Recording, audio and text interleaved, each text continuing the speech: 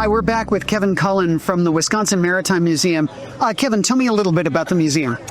Right. Well, we're the largest maritime museum on the Great Lakes. Founded in 1970, really because of a submarine that was brought up from Milwaukee. It was a World War II submarine built in Groton, Connecticut, USS Cobia. And that sort of became the foundation of the museum itself. So it was across the river, floating museum, really dedicated as a memorial to the 28 submarines built in Manitowoc during World War II.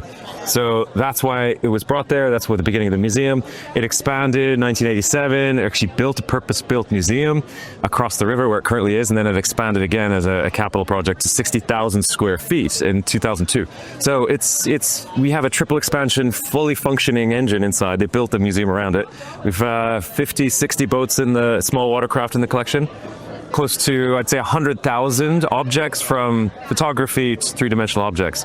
And really the crown jewel recently was doubling the three-dimensional collection to over 20,000 objects. And that was because of one collection that we brought in, the Klopp shipwreck artifact collection, from over 10,000 objects from different shipwrecks in Lake Michigan and on the 5 Great Lakes. Now, the story of that collection is really interesting, and we're going to have to talk about it another time. But what is your role at the museum, and what do you do?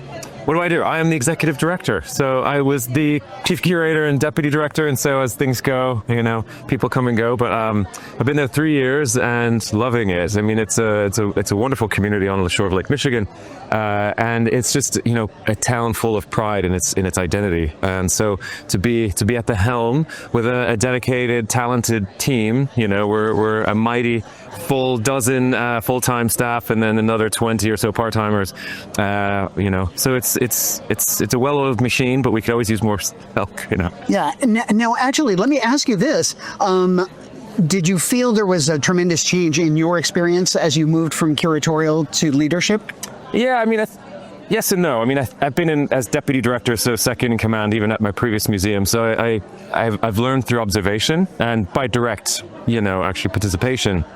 Those leadership opportunities and challenges and everything that comes with it. But for me, as a facilitator, communicator, as a director, it really helps to kind of get all of our stories in one hopper, as it were, and build toward strategic goals that we're all really excited about. And that's what we're working on now, with really 3 capital projects happening simultaneously. Wow.